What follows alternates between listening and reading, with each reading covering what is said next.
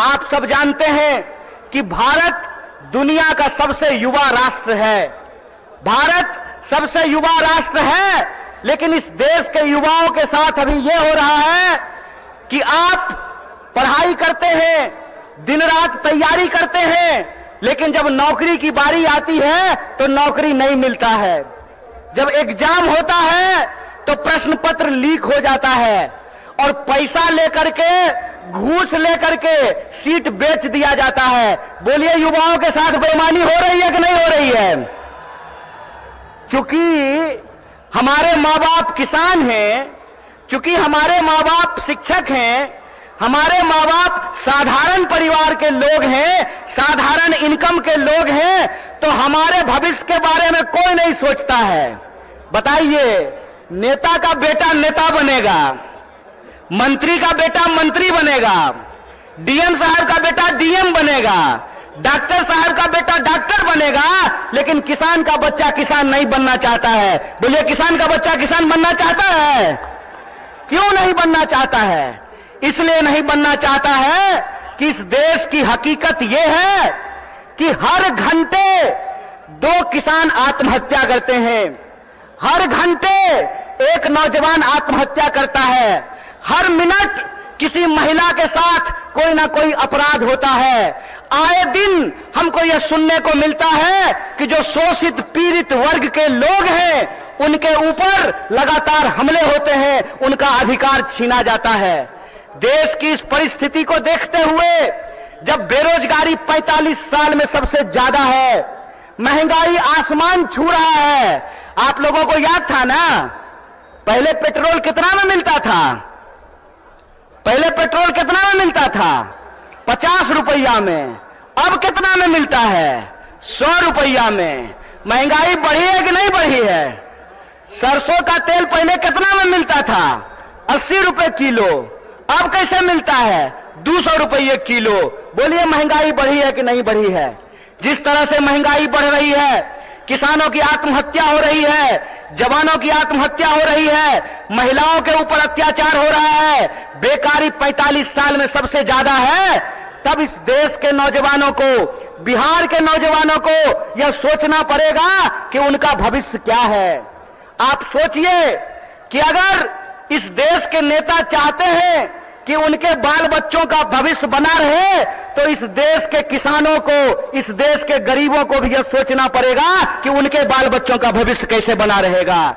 इसीलिए इस देश की परिस्थिति को देखते हुए हमारी पार्टी भारतीय राष्ट्रीय कांग्रेस ने और हमारे नेता राहुल गांधी ने यह तय किया है कि हम भारत जोड़ो न्याय यात्रा की शुरुआत करेंगे। और यह जो भारत जोड़ो न्याय यात्रा है, ये मणिपुर से चल करके बिहार की महान भूमि पे पहुंची है। बोलिए, बिहार महान है कि नहीं है? लेकिन आजकल बिहार को बदनाम भी कर दिया गया है।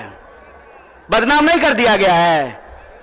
आज हमको मीडिया के एक साथी पूछ रहे थे कि नीतीश जी आपको छोड़ करके चले गए, इस पर आप क्या कहना चाहते हैं?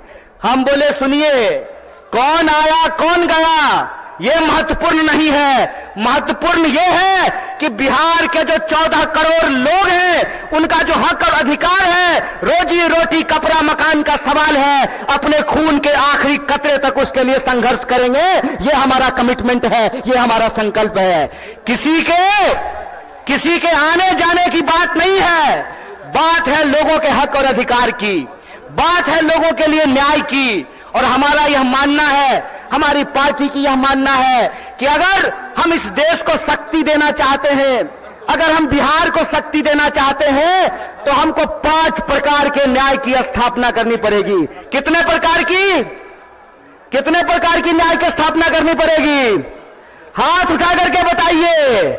अरे डरिए नहीं, आप नेता छोड़े कि ईडी से घबरा जाइएगा। आप तो आम जनता है, आपको क्या फर्क पड़ता है? 5 प्रकार के न्याय की जरूरत पड़ेगी। कितने प्रकार की?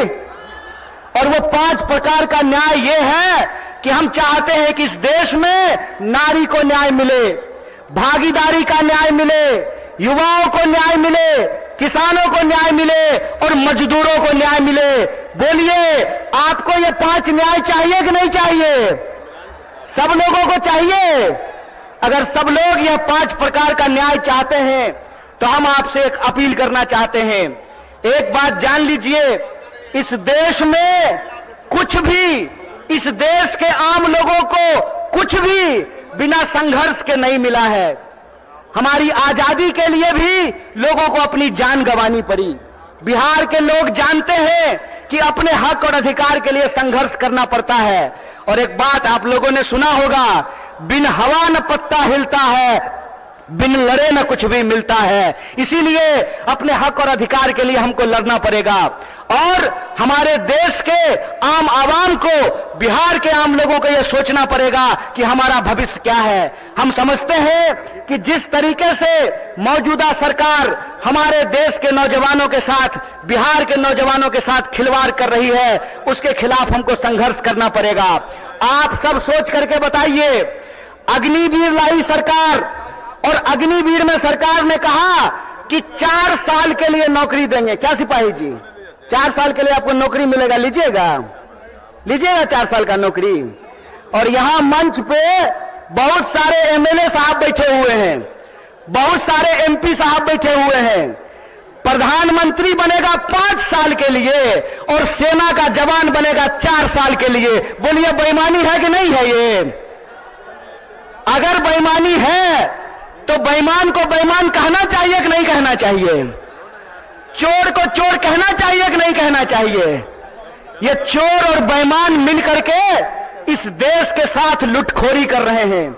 इसीलिए हम आप तमाम नौजवानों से अपील करना चाहते हैं कि एक तो हमको नौकरी नहीं देते हैं, दूसरा हमको शिक्षा नहीं देते हैं, तीसरा किसानों को उनके फसल का दाम नहीं देते हैं, चौथा मजदूरों को न्यूनतम मजदूरी नहीं देते हैं, और पांचवा इस देश की जो आधी आबादी है उसको समान जीने का अधिकार नहीं देते हैं।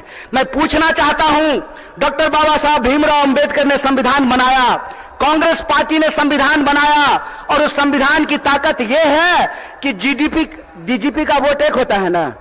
क्या बोलिए न सिपाही जी, घबराइए नहीं, डरिए नहीं।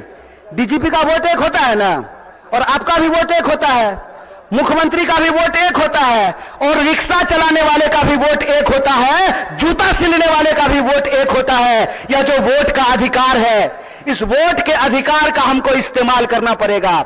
अगर वो हमारे वोट का इस्तेमाल कर रहे हैं अपने बच्चों का भविष्य बनाने के लिए, तो आपको अपने वोट का अधिकार का इस्तेमाल करना पड़ेगा अपने बच्चों का भविष्य बनाने के लिए। और आपको इस सवाल का जवाब इस देश की हुक्मरान से पूछना पड़ेगा कि आप एमपी बनिएगा 5 साल के लिए, आप मिनिस्टर बनिएगा 5 साल के लिए, आप प्रधानमंत्री बनिएगा 5 साल के लिए, और हमको सेना में देखिएगा 4 साल का नौकरी।